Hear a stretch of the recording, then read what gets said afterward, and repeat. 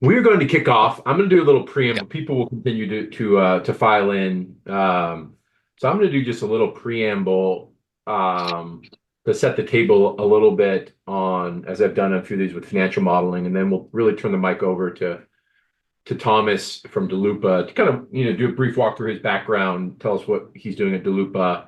But really, then the goal of today is to dig into this intersection of AI and modeling. And we really, we want to kind of cut through the hype. And my goal today is kind of understand where we're at in terms of applying some of these emerging tools of the financial modeling process.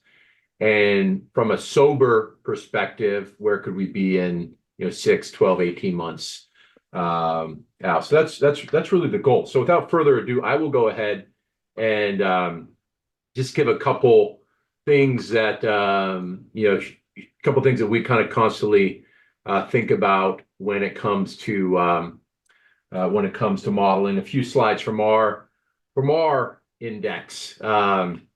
So when I really think about the role of financial modeling, anyone who's been in institutional C would kind of tell you making a decision on a stock without a financial model is really not possible, right? When we think about, typical 60-hour investment process, much of that time, in my experience, is either spent building the model or with your nose in the model, trying to think about how to reflect the research insights that we're gathering back into the quantitative inputs into the model, but then creating a logical, simple framework for using the model as a decision tool quantitatively, whether you're assessing revisions or risk reward.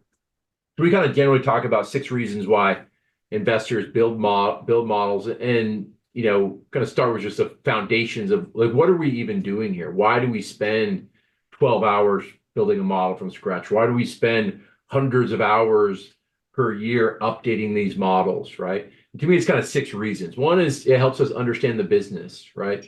Our goal, our mandate from our PMs as analysts to be the smartest person in the room on a name, right? How do we do that if we don't have a repository for the data? If we can't see ratios and trajectories and margins and free cash flow margins and all these other metrics that help us evaluate the business. 2 is to assess the health of the business. We talk a lot about business momentum and understanding how strong are the current state economics of the business. Is this a good business or a bad business now? And where could it be in 9 to 18 months? And is the business trending in the wrong direction or the right direction? We, in our core program, we talk about a lot about analyzing the business and analyzing the stock, how those can be different, but also how those can be separate. And so the model ultimately serves as our decision tool to evaluate and run business simulations for different scenarios.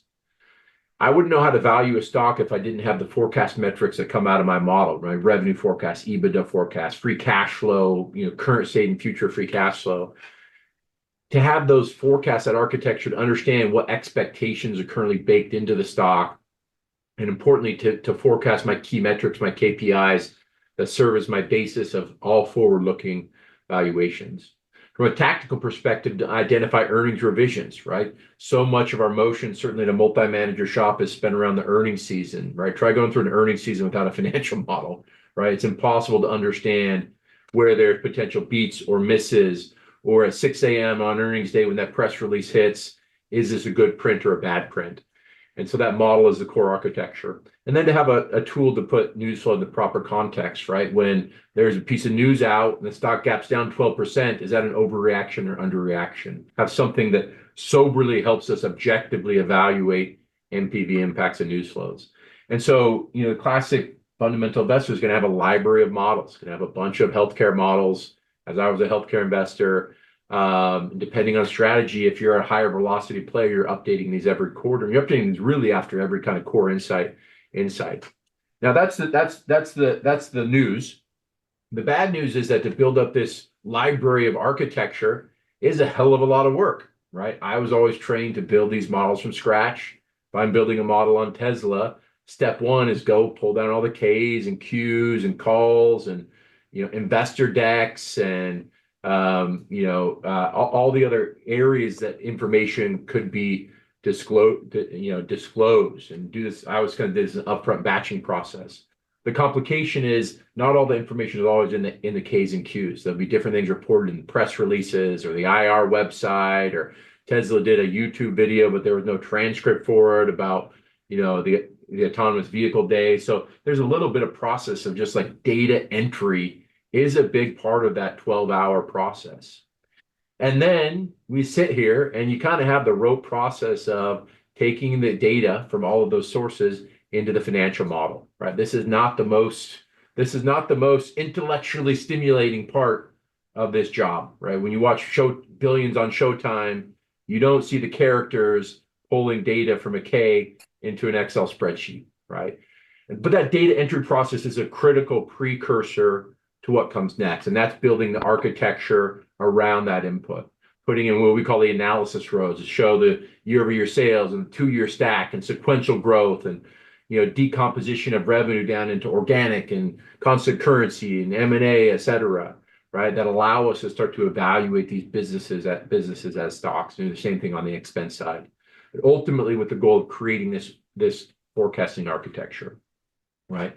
Now, a question I get a lot from more naive investors is, hey, Brett, can I just download all this information from Bloomberg or from FactSet? Or why can't I use a sell side model? Why can't I use a template? The reality is that the model should be a simulation of the business, right?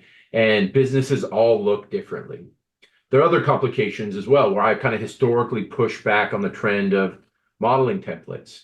Many edge cases that you see, a common edge case is GAAP to non-GAAP, right?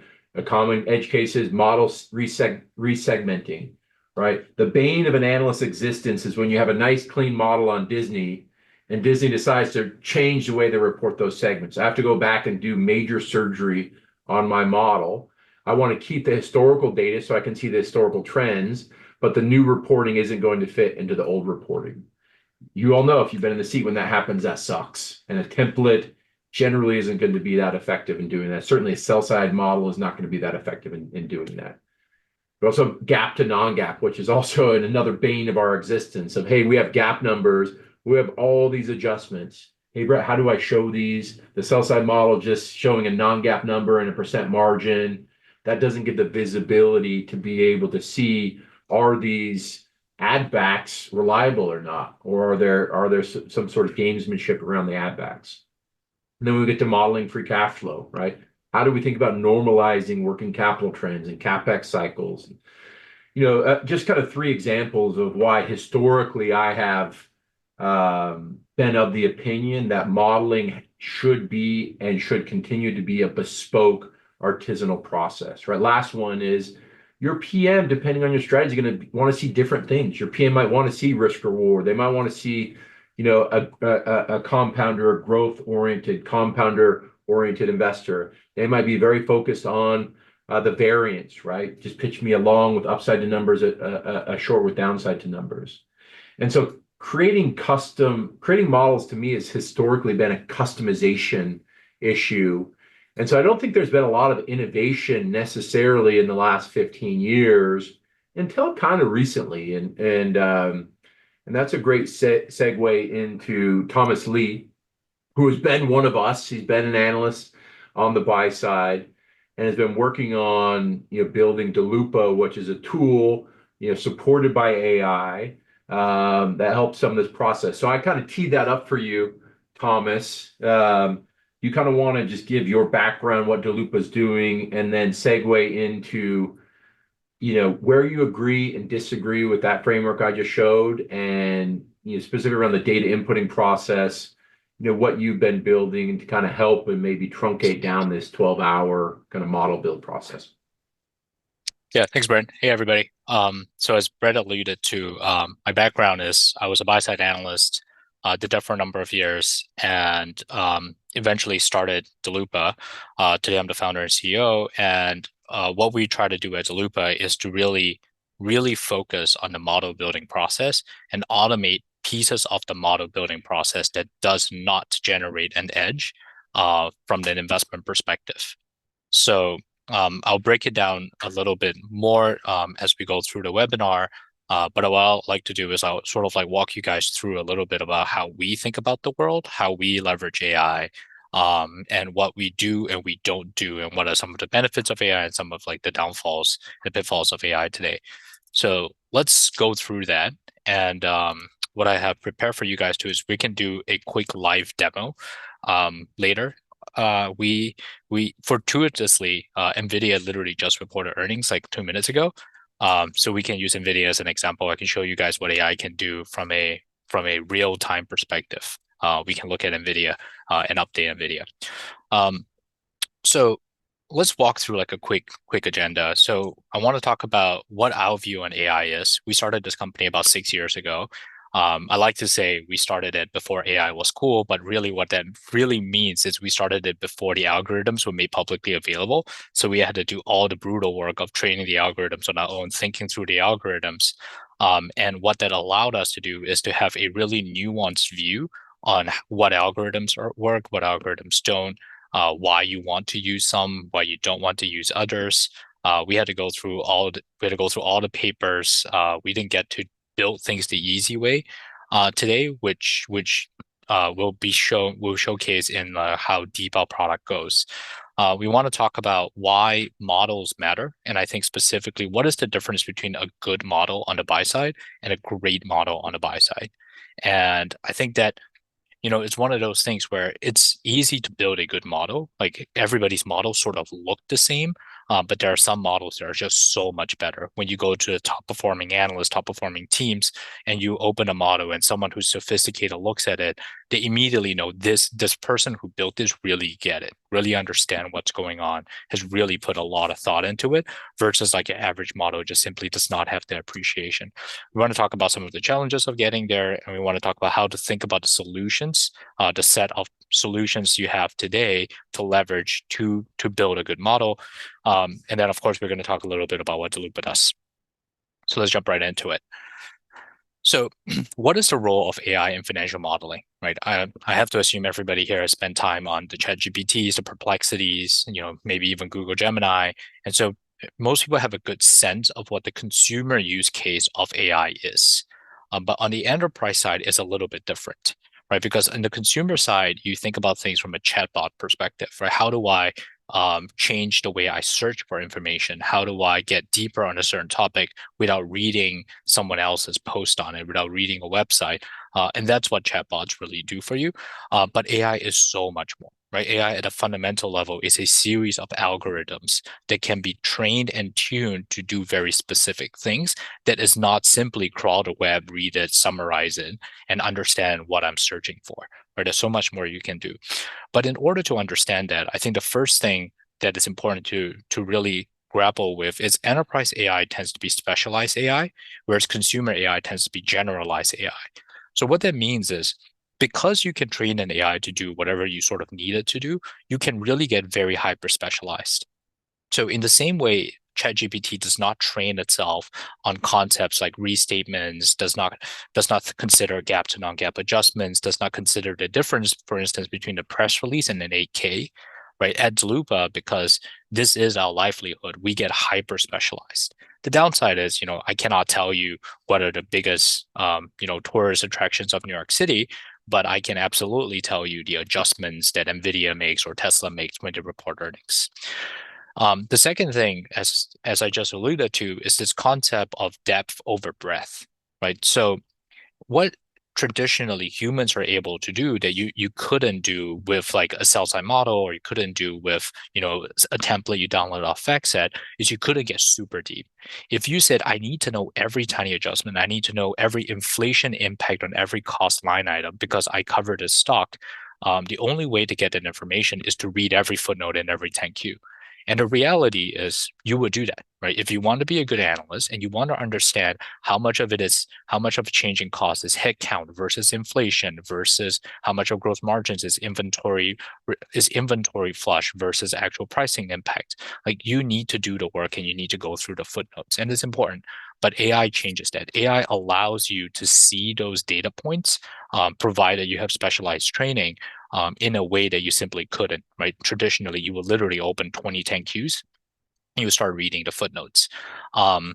AI also requires that you constantly teach it new information, right? The thing about financial statements is that they're never static. Companies never stay static. They're constantly changing up how they do business. They're buying new businesses, divesting pieces. New companies go public, new business models get invented. And in order for your AI to stay specialized, it needs to constantly train itself on what is new out there. And so, what we fundamentally believe is the future of how AI affects financial modeling is to build an AI system that mimics the core workflows of what an analyst is actually doing and collaborate with all the systems that you will work with, right? What we are trying to do is make sure that we take away the part of the job that is mundane, is boring, it completely removes critical thought, and we free up all of that time so you can think about valuations, drivers, forecasts. You can think about the stuff that you want to think about as an analyst and not spend 10 hours just hard punching numbers in before you get to that point. Right. What AI is probably not going to be able to do in the near to medium term is help you do that. Right. Asking an AI what for a prediction on future revenue growth for Nvidia is probably not what you want to do because there is no training data for it, right? It's incapable of making that judgment call. That's what a human needs to do. But if you ask an AI, hey, can you give me the adjustments that Nvidia has provided before? That's absolutely something an AI can do, provided that you train it properly. So our general approach is AI is a tool and it's not a buzzword. And I think the way the market has trended today loosely is you sort of see these divergence in how people think about AI. And part of that is because of the creation of what we call open source AI models. So when AI becomes open source, when the algorithms and the code becomes open source, then you can just download it for free off GitHub or Hugging Face. What actually happens is it frees up software engineers and product managers to build applications. They say, okay, I'm not going to figure out the technology. I'm going to figure out the user experience. Right? I'm going to build something that the AI is currently trained to do. So if you go to Anthropic's models or you go to OpenAI's models, they are really trained to do summarization and do it incredibly well. What that then means is if you're a software engineer, you can say, hey, given the fact that these models are very good at summary, can I find business applications to build a front-end software that leverages this free system that I'm getting, this free algorithms that I'm getting, and deliver summarization as a core capability? At Daloopa, we actually do the opposite, right? We don't put too much time on the software and application layer. We put all of our time on the actual technology layer because what we believe is what makes us different and where the future of AI is in our space is not how you design a front end, but how you design the back end, how you actually design the technology to solve a real business problem. And the big business problem that we want to solve in finance is the data problem. How do you get data in an accurate, timely fashion for any company that you want, right? So when our customers and some of the attendees here might be customers, when our customers use our product, it's rarely because it's an AI platform. They don't think about us that way, even though it is AI based.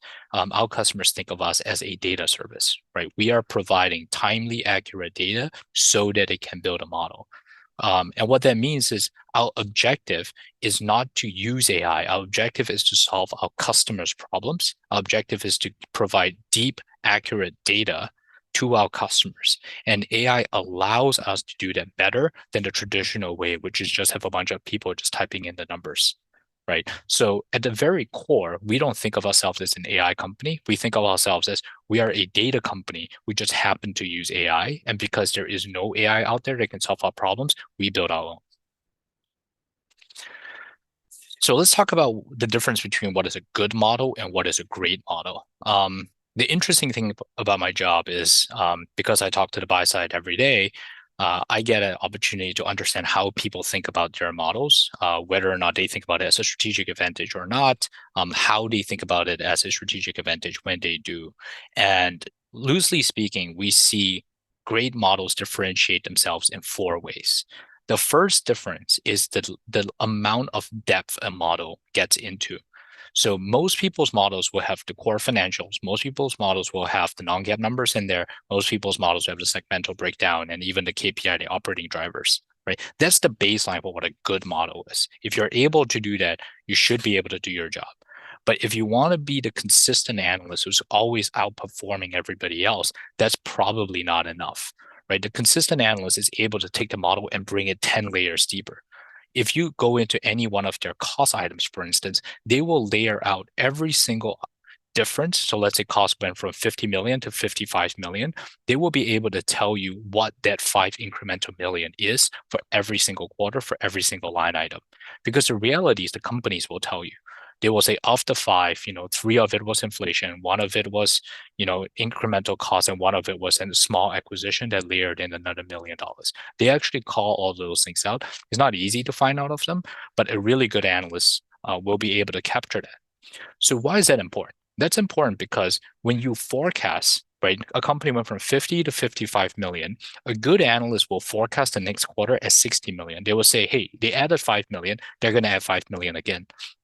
But if the company told you that of that incremental 5, 3 of it is inflation, and inflation has come down, then you can be much, much, much better at forecasting that the next quarter, because you're saying, well, inflation is now no longer a problem. So that 3 is really 1. And we know that the true organic cost increase is 2. So next quarter is really +3 and not +5. Doesn't seem like a lot, but if you take that level of granular detail and you forecast it into every single line item, you will end up with a much more precise EPS estimate or EBITDA estimate as your peers, right? That's being willing to dig and do the work.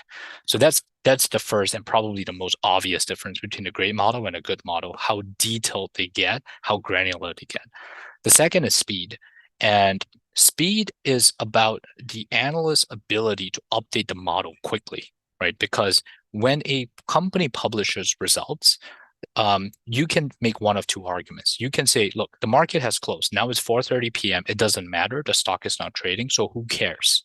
Or you can say, I absolutely care because if I update the data fast enough, I will be able to buy myself more time to think about what's changed in the world, right? When companies report earnings, what's really happening is it's a truth moment. It's a moment where they're saying everything is presented to you. And if you take all the company's earnings that happen in one evening and you consolidate all of it, your view of what changes in the world gets updated quicker than the next guy. And you will be able to be more nimble. You will start to think about the second layer effects and the third layer effects based on what you've just seen. And generally, those impacts take time to realize. So the first person who can come to market the next morning and say, I get it. Based on what Nvidia has reported for revenue, I can imply what the CapEx guidance is going to be for the cloud guys. Based on that, I can imply another thing and another thing. And the first person to make all those steps generally get the most amount of opportunity in the next trading day. The third is accuracy. And I think, this is one of those things where a lot of people will admit that they try their best to make their models very accurate, but it's really, really hard to do so. And part of what makes it really hard is once you've updated your model and you're moving on to the next model and you're moving on to the next idea, it's very hard and time consuming to go back and say, let's check my models for all the errors. And so a lot of times you admit that maybe I didn't update it perfectly, but I'm okay with that. And when you look at really great analysts, they dot all their I's, they cross all their T's to make sure everything is accurate, right? And the last one is flexibility. And flexibility is an important concept where the whole point of a model, as Brad pointed out, is a simulation of the business. If you want a real simulation of the business, your model needs to be flexible, just like how a company needs to be flexible, right? If something changes in the company and they add a new way of thinking about something, they disclose something completely new. They say, hey, gross margins are getting impacted because of inventory, and they've never talked about inventory meltdown. Is your model able to take into that new information and say, okay, this might be something that is more than a 1/4 impact. Let me think about how inventory shifts will affect gross margins. Does your model have the breakdown between work in process inventory versus actual inventory? Because if your model doesn't have that, you simply won't be able to know how much inventory is left to burn, right? Because the balance sheet inventory number is not the true inventory number that can be burnt. right? It is the amalgamation of all the different accounting definitions of inventory. So the last one is flexibility. Let's move it on. So, what are some of the big challenges today that we see people run into when they're building models? I think the first one is if you look at the average buy-side model today, it's not just the financial and the operating data. You have all sorts of data panels. You have alternative data in there. You have the actual data that you use. You might use expert network calls. You have all your expert network notes in there. And you're trying to manage a lot of these data sets that ultimately culminate in how you think about the future of this business, right? How you think about valuation, how you think about next quarter, next year, and so on. That's a general problem. The second is how can you be very accurate under extremely tight deadlines, right? Because speed and accuracy often don't go very well together. A lot of times, in life, if you want something fast, you don't have it. You don't have it done well. If you want something done well, you don't have it really very fast. But unfortunately, this is not the business where you get to make that trade-off very often. You got to be quick and you got to be accurate, and that's just a job requirement. And that's what makes the job pretty difficult during earnings season. How do you make sure that your model is both auditable and transparent, right? How do you make sure that one day you're sitting in front of the CFO of a public company and the CFO mentions something, you're looking back in your model and you're like, I wonder when or why he or she said this, right? How do you know where the source of a number is? Because your memory is not going to take you there. So for those of you who's done investment banking, you'll be trained to say, when you hard code a number, tell me where it's from, right? Like, how do you ensure that? That's another challenge. It's very time consuming. Um, the fourth problem is just maintaining a lot of models. Analysts generally have to cover either a sector or a large number of models.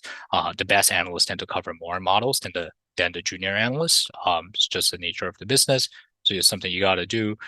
We talked about how keeping your models flexible and scalable. Um, all things tend towards chaos.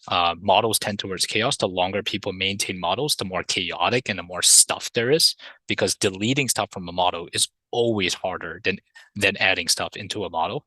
And one good way to tell a person really knows a company really well is if they say, I've maintained this model for 6 straight years, and you look at it and it's clean and crisp and simple and well thought out, you know this person understands what they're doing with this business, right? Versus the 4,000 line model with 55 tabs and everything is a mess and there's like 40 links across tabs. You look at that and you say, you can make it a call. This seems like a really well-designed model, but it really isn't. It's not flexible.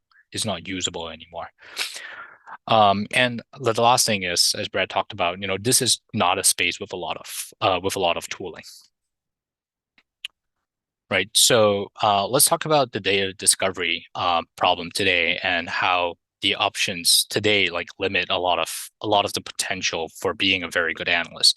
So, the first thing today is you have to compromise on the trade-offs between coverage, accuracy, and speed, right?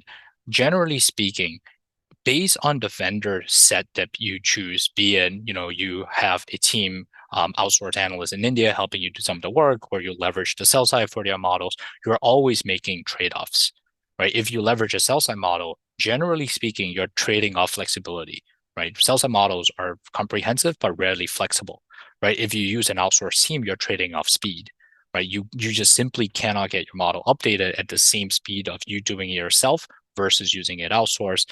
If you use any of the vendors that give you custom models, it's sort of like the same thing. You'll lose accuracy, you lose speed, and you lose depth. And so when you choose vendors, there's always an opportunity cost. And generally speaking, that is the opportunity cost is what limits a lot of people from going from building a good model to building a great model. Right. And what we try to do at Daloopa is we try to change that. We basically try to say, AI is changing the way of how you think about these trade-offs, right? The main trade-offs for the most part are these 6 items, right? But really it's accuracy, speed, completeness, and flexibility. And is there a world where these trade-offs don't have to exist because of what we're able to accomplish with algorithms? And fundamentally, that's the Daloopa belief, right? We believe that these trade-offs are trade-offs that exist because of the human interaction with the model, because of the human updating process. If we can strip that piece out, then you can actually achieve high accuracy, high speed, and high completeness in your modeling process. And the reason we're so confident about making this bet is very simple. Because when you think about the history of how technology works, when software engineering first got invented, software is able to automate so many parts of our workflow today where historically we just couldn't do a good job at, right? The production line that's being used to build cars is absolutely able to build a car faster and with lower error rates than a hand-built carriage from back in the day. So it's a fundamental shift in process of how something is done can actually completely eliminate a lot of the opportunity costs that we see. And that's wild belief, right? Daloopa's main job is to remove the opportunity costs and the trade-offs so that our customers can build models quickly, accurately, and completely while maintaining the entire flexibility of the entire model. So I promised a demo, so let's run into this demo. And I think one of the things that we want to do is talk about Nvidia. So let me tee that up. Here is Daloopa. I've just pulled up Nvidia. So Nvidia just just published their press release. And for those of you who spent some time on the buy side, you understand that when a company releases earnings, generally speaking, you don't release all the data at the same time. You first drop a press release, and then you drop an 8K, which usually has a press release attached to it. And then there's a little bit of a delay, and then you drop the 10Q. So the press release captures a lot of the important information, but the 10Q is really where you capture a lot more of the other information. So when people say I'm updating my model, they really mean I'm updating my model twice, right? The first time at the press release and when the 10Q comes out, you got to update it again. So let's take a look at this. What you're looking at is quote unquote our NVIDIA model. Our NVIDIA model does not, we don't do the analyst job. We don't forecast for you. We don't drive the model, but we just collect everything, right? We collect every guidance number. We collect every KPI. We collect all these tiny little intricate details for you. And if you say like, hey, obviously gaming and AI PC matter, and you want to look into that, we allow you to do a one-click source. So you can click into that and you can sort of like see the source. We just show you where the data is from. Right, it's right here. So second quarter gaming revenue was 2.9 billion. So if they mention that, we're going to collect it. We're going to put it in here. Right, same thing. We're just going to collect all of the data, all the nitty-gritty operational stuff. But where this gets really fun, where AI really shines, is what I'm about to show you right now. So Nvidia just dropped their Q3 earnings, like literally just. I think the stock is still trading in the aftermarket. And not every data point has been dropped, right? Because it's just a press release, but a good amount of them has been dropped, and some of these are very important. And as a human analyst, what you want to do is you want to update whatever is updatable. But what we do at Daloopa is we actually use an AI algorithm to do this for you.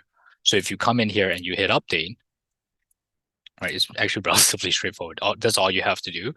And the system is intelligent enough to understand what's going on in your model and just come in and start updating it for you. Again, not everything is going to be updated because not every data point has been published yet, but you will see like a good amount of them has been published, right? So deferred revenue, there's a balance. They probably just published it in the 8K. We can actually click into that and can see that. You can see that the revenue breakdowns have been published, right? So if you want to look at graphics versus compute, you can click into that and you'll see like Nvidia just released an 8K, and in the 8K they talk about graphics, and you want to update it. So this is what Daloopa does, right? So this is really what AI is doing in our universe, right? We don't believe in the chatbot world where the chatbot comes in and tells you, hey, this is what the highlights of the 8K are. We think the core value of what an AI algorithm can do here is to figure out what is in your model, what is in the press release, and take the data in the press release, put it into your model. Right. So rarely do you see like AI applications that's built from the ground up from an algorithm level, because algorithms today are free. But this is what happens when you build your own algorithms, right? You can really question the fundamentals of what the algorithm is designed to do and design an algorithm specifically for what you need it to do. Like update professional visualization for NVIDIA literally minutes after the press release gets dropped. So I want to make sure we have time for Q&A. I see that there's some questions in the chat right now. Brett, do you think we should open it up for Q&A? Do you have any Yeah, questions? yeah, that sounds great. We can always come back to the slides. I had a couple as well too, and if you have questions for Thomas, um, yeah, feel free to either raise your hand or drop them in the chat. Kind of one immediate one I had was this is a very specific use case around data entry, right? Yep. What what's next? Like, is there a way to integrate the qualitative insights into giving AI generated reflections about how you should forecast, right? Like, what do you think is possible in terms of as you sit today and look down the road 1, 2, 3 years? Is this you just stay focused on doing this really well, or are there other use cases that you could see emerging as it relates to the financial model? Yeah, I think there is a lot to be done with the financial model. So the way we think about our business, and this is going to be very different from a lot of other AI businesses, is that the Daloopa business has two layers. We have a data layer and we have a software layer, right? So the data layer is the numbers, right? The stuff that we believe is the most important. The software layer is this guy that you're looking at right here, right? The plugin. And if you notice, these things actually keep bouncing because the update is literally happening in real time. So as the AI is processing information, data is getting fed into this model live, right? So if I hit update again, it's going to actually have more information come in because it's literally just doing the AI is working in the background. So our belief is we're going to be really, really good at the data layer. And the software layer, we're going to keep it very intuitive and very simple. Whereas I think if you look at a lot of other AI applications today, including like the ChatGPTs and the Perplexities, they spend a lot of time on the application layer, right? They say, how do I build bells and whistles in application to make the user's life a lot easier? But our belief is that in financial services, a lot of what your life is the data, right? So instead of building really complicated add-ins, if you notice, our entire add-in has one button, right? You hit update and then it sort of does this thing, and everything else is just visual, just tells you what's going on, right? So that's sort of like the angle that we think about. So we want to build a lot of different applications. Updating is just one of the many things that you can do with Daloopa today. But the philosophy is build a really rock solid layer of data and keep the application as intuitive, as simple as possible to the workflow. Great, great. Let's go to a couple live questions, live hands. First from ML. I just hit ask to you're allowed to talk, so go ahead. Hey, thanks for the presentation. I wanted to ask, I'm not from the US, so here in Europe, in each country, companies report in different ways. Some of them are not, properly standardized. It's not fully comparable, etc. Would your model work well with that, or does it only work with US companies, with 8Ks, 10Ks, etc.? Yeah, it works totally fine across regions. The US disclosure doesn't mean anything. In fact, our coverage is entirely global, even today. So yeah, it works. It works exactly the same way outside of the US. Okay. And when, getting a new company is just, updating the financials and it kind of builds the thing on its own, or how does it work? Sorry, I didn't quite understand the question. So let's say I wanted to build, this model that we have on Nvidia that you are showing, that I wanted to build the same thing for a company that you might not be covering from Europe, and that I wanted to get it, your Oh, model to. understood. Yeah. Yeah. Yeah, like what is our coverage? So we build coverage on a daily basis. So our database expands every single day. Generally, one of the things that people like about Daloopa is that we're a very customer-focused business. We are very bought into that whole Amazon philosophy of being customer-centric. So literally, when our customers tell us to build a model, we build a model. Mhm. Okay. Yeah, we keep And we keep things real simple. And what about data integrity? Because I use a provider of it's not exactly the same thing that you do. At I do leverage finance, and there is a provider that has been doing kind of the same thing that Bloomberg has done historically. Updating financials for companies, etc. But to be honest, I struggle a bit with them because maybe 5% of the time you find errors in quarterly data, and if 5% of the times you have to go back and check and stuff like that, it's not really That's really helpful. So how do you go about, checking that the numbers are right and stuff like that? Yeah, so I mean, the short answer to your question is that we have today about like 200 independent algorithms running in the background, just constantly fighting each other and trying to check the data. The difference between like a human intensive approach that the traditional providers have taken and an AI first approach that we've taken is that you can scale AI much, much, much faster and you can get like very intense accuracy. For example, I guarantee all my customers with no failure rate that every single one of these numbers, despite them being hard coded, will have a hyperlink, right? So you can click on any number and I'll bring you to that source and you will see this -1353 in the filing. So a lot of this is like a trust building exercise we have for our customers because the reality of someone clicking every number is just not realistic. There's way too many numbers in a file. But once you've clicked like 15, you start to go like, okay, I think I feel okay. Yeah. Great. Yeah. And we had one in the chat from Eduardo. I think the question is asking about this requires an institutional account, asking more about for non-investment professionals. And that's a good point. And Thomas mentioned that a little bit. I mean, a tool like Daloopa is definitely geared towards a specific institutional analyst. And the thing I like about it is just it's a very custom specific use case, not trying to do too much. There are some emerging interesting AI platforms that are more geared towards a broader market. I mean, ChatGPT is obviously one of those. That is a very much a general use case tool. Two tools that I've played around with are FinChat and EdminSec that are both kind of like $40-$50 a month sort of subscriptions that will apply an AI layer onto financial data and do it more as kind of a general purpose tool. In terms of this tool is very much like an institutionally oriented tool for an extremely hyper-specific use case. Would you agree with that characterization, Thomas?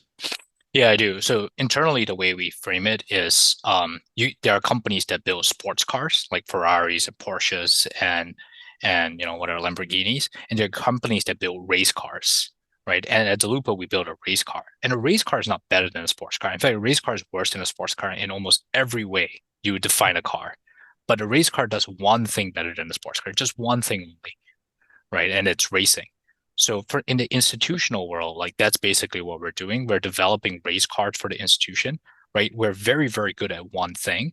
But if you want to like an easy to use model, if you want to forecasting, if you want to change a few assumptions and outspits like a new adjusted EBITDA, like Daloopa is not going to be able to do that for you because our institutional investors are not, they don't care about that, right? They don't care about the leather seats in a Ferrari, right? They just say, give me the lightest thing possible and the fastest things possible and get me to the finish line as quickly as possible. And every second counts and everything else don't matter. So that's our typical customer base, right? Okay. Because in their world, they are racing with each other. Right. Yeah. Yeah, you're allowing an investment analyst who's making 650K a year to cover 100 companies instead of 80 companies because of the Right. added around the modeling process. Exactly. Yeah. Do you need to maintain Daloopa formatting for the model to update automatically? What happens if we add rows and change columns? Yeah, good question. So that's the beauty of like the flexibility of our system.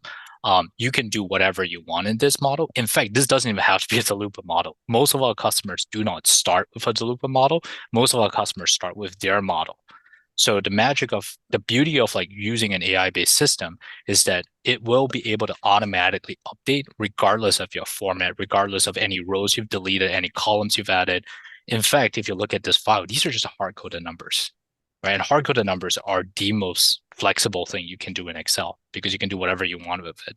So the Daloopa system does not care about the format of your model, right? It just works.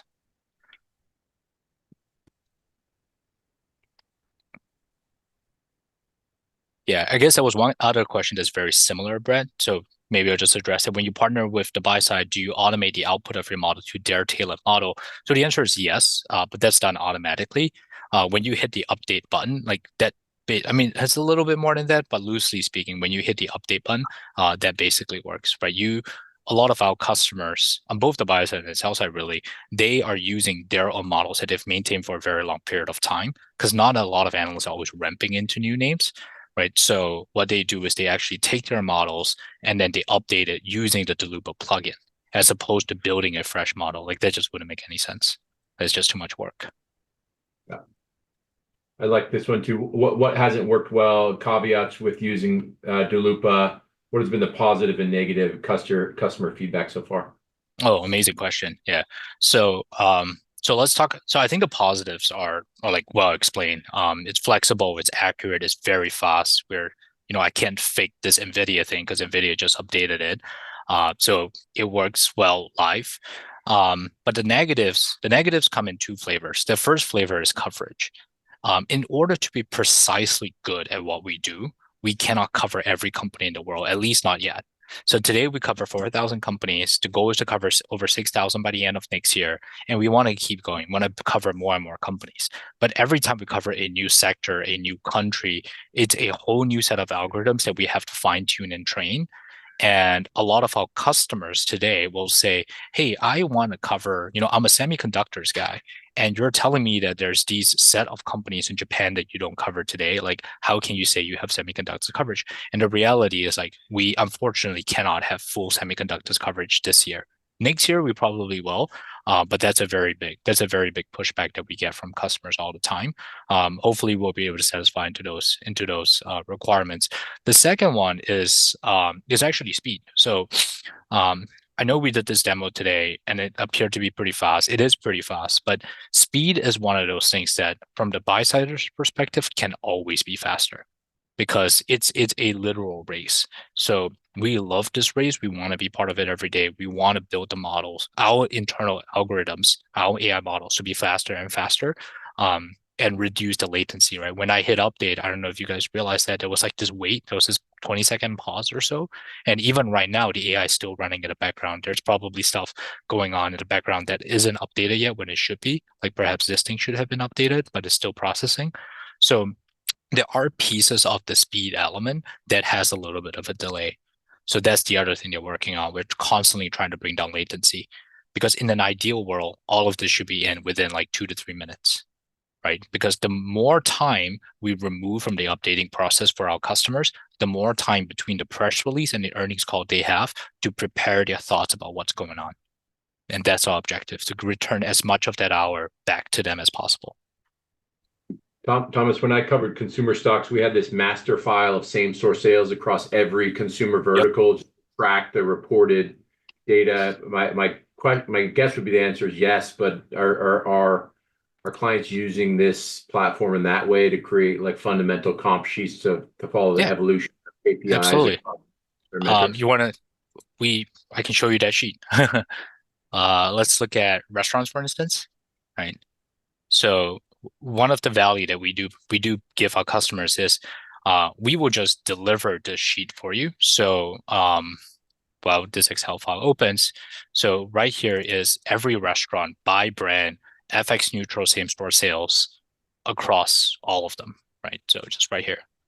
So you can see them all. US traffic growth, same-store sales, like all of that's going to be captured, right? Check growth. So like this is probably, Brad, this is sort of like the file that you use to maintain. Yeah, exactly. Yep. Yeah. And again, it's the same idea, if you wanted to update this to like Q2, for instance, all you had to do is come into the plugin, and we try to keep this application layer really simple, right? The only thing it's going to ask you is what column you want to update. So column AV is the column I want to update. Hit update, and we will go through all the file links, right? Cheesecake Factory, Bros, like all of them, Chipotle, Din, Domino's, DRI, and we just start updating the whole thing for you, and you just get all the information in there. Because for those who like cover consumers have to maintain like a same-store sales panel like this, the challenge is rarely the building, it's the updating, because the update doesn't take, you got to open like 50 different files every quarter just to get it done. I have PTSD from that for sure. Yeah. And that like calendarizes the quarters because like a lot of these companies have different different fiscal years, etc. Yeah, so that's why if you notice, we actually specifically ask for calendar. Everything in Daloopa language is calendar. So even when you open up files, we will give you fiscal and we will give you calendar. And in fact, we actually get nuanced enough where we give you the actual day itself, the company ends earnings. Because here's a little known fact. For instance, if you look at Nvidia, right? If you calculate the day count between one and the other, it's not always static. And it's a decision companies make very intentionally, right? Because one day is 1%, if you think about it. Every day is 1%. I have my Nvidia model up. I could show you it as well too, where I have the day count. Yeah, the day count is so important. Like that's another telltale sign of a great model and a good model. The great models think in days, the good models think in quarters. Yeah. Awesome. Let's go. Eduardo, I think we may have answered your question in the chat, but did we cover that, or did you have something else? No, actually, I do have something else. Perfect. Well, I mean, first of all, it's surreal to be talking to you guys. I've seen a lot of resources and been following a lot, so thank you.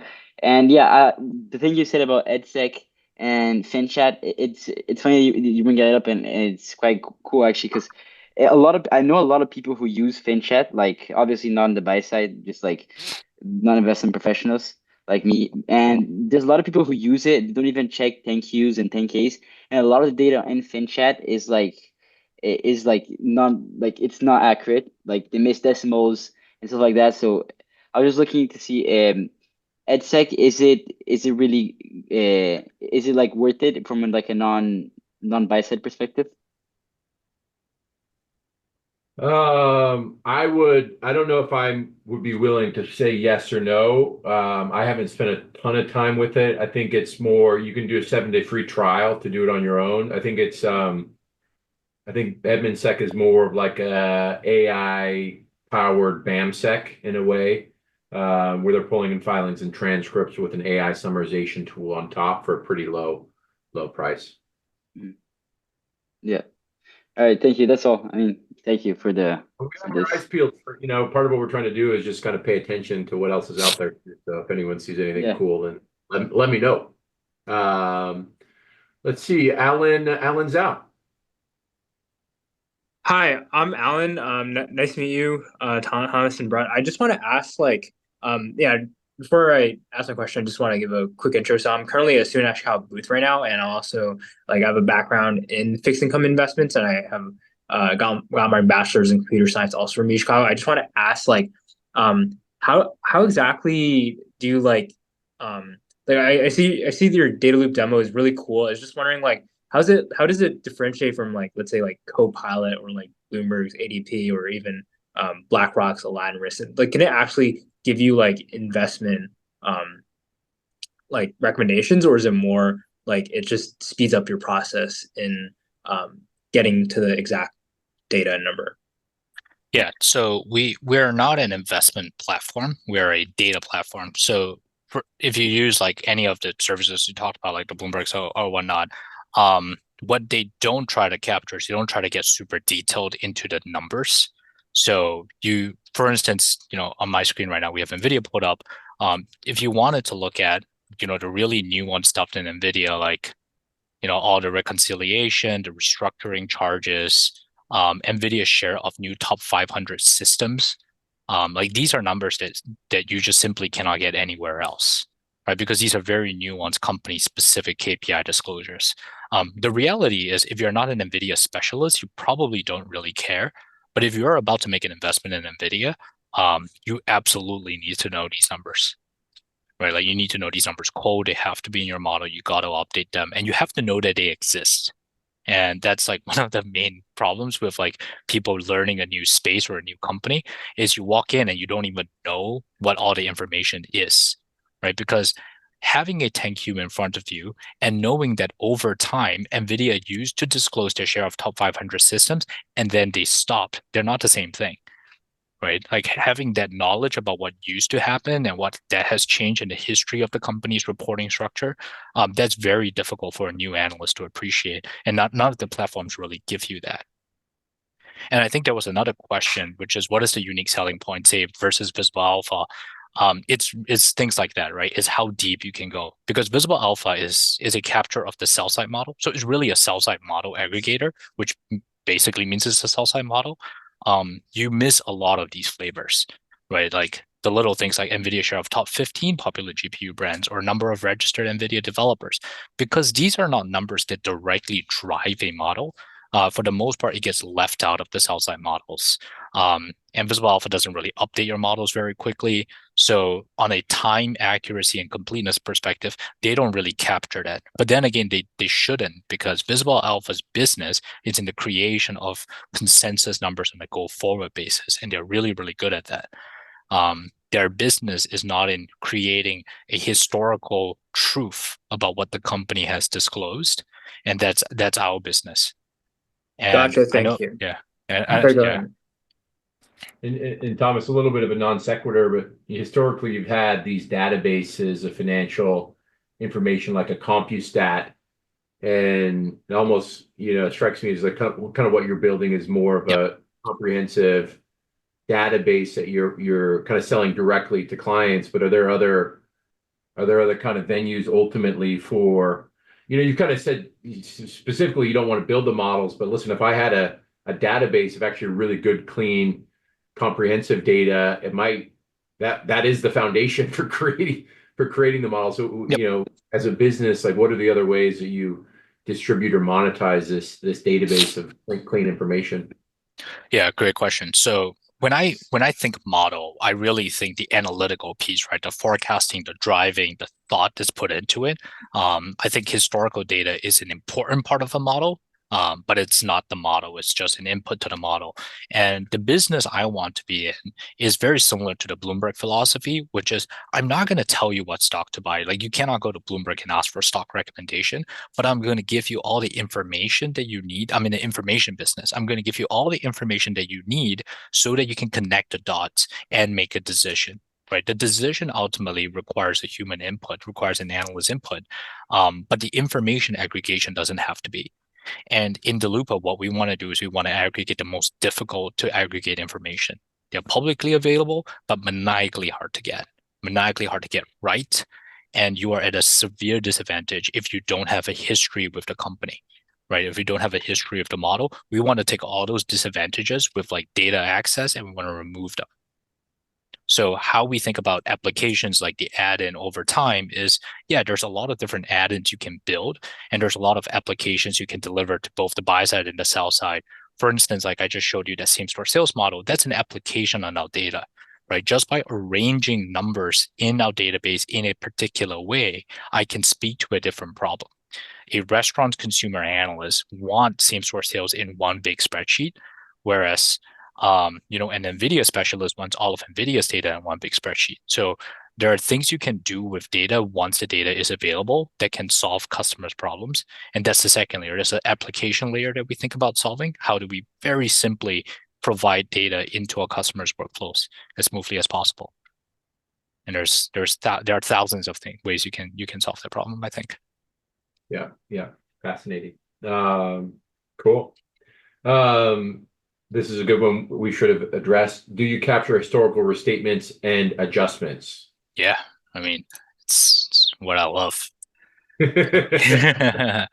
So let's take a look at adjustments. Therapists around the love of historical adjustments. It might be indicative of a mental problem. Bigger problem, yeah. Just sitting here, just thinking about adjustments. So let's talk about adjustments. So I love adjustments because adjustments is what makes our business different, right?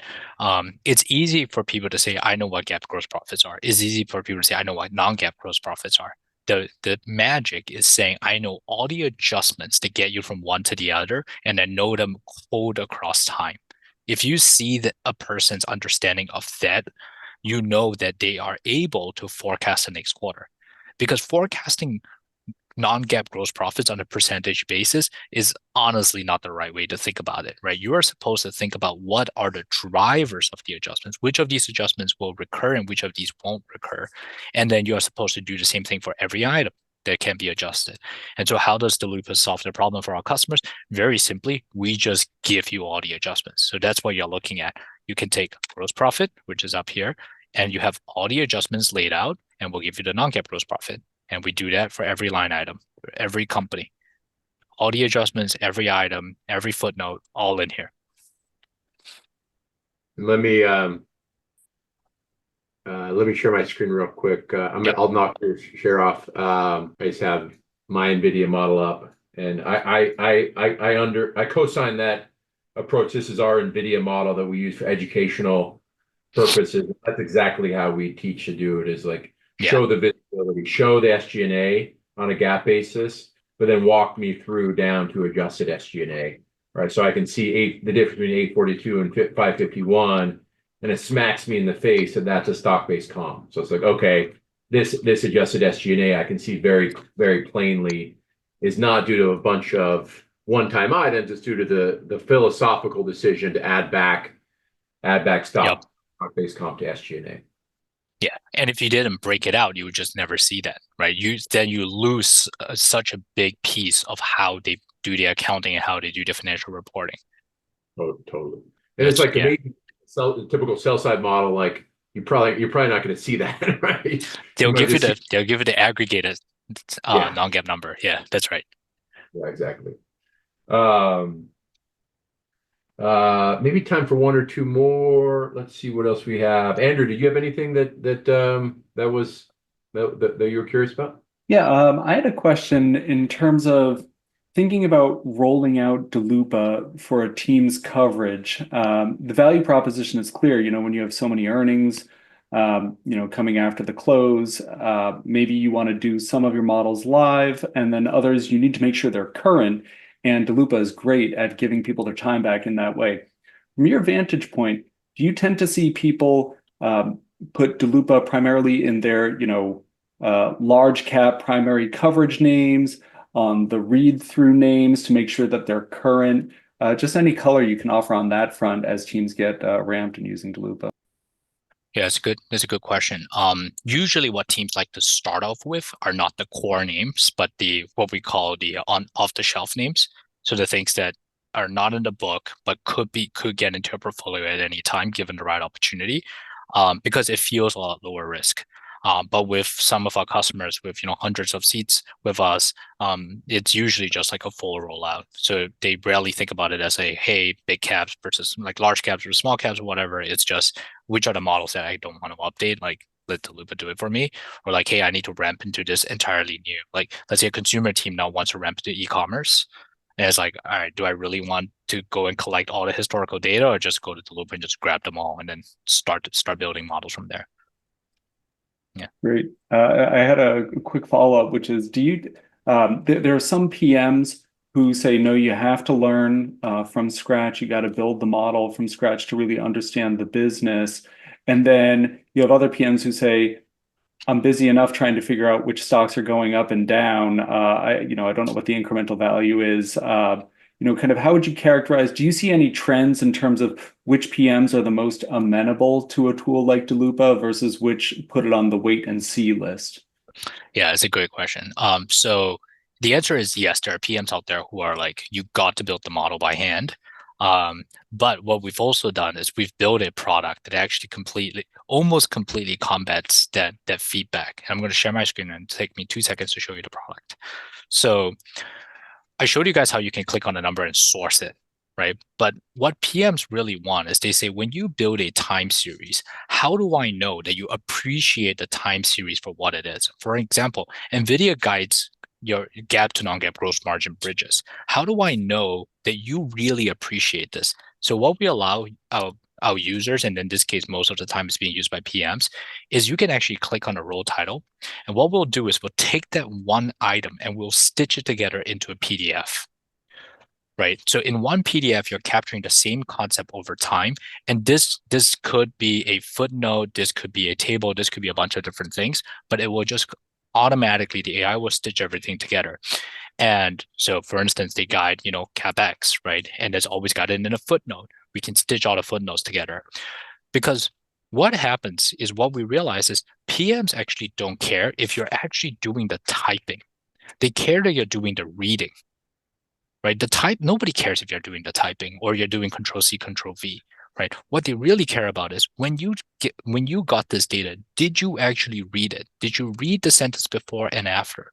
Do you have the context? So what we say to that is, okay, if the context is what matters, then what you don't care about is you don't care about the typing, and you don't care about going to Edgar and actually opening up 20 documents, because I'll be shocked if anyone really cared about that. If what you care about is just the reading, then let's remove the scrolling and the control F and all of that, and I will just give you the PDF and you can just read it.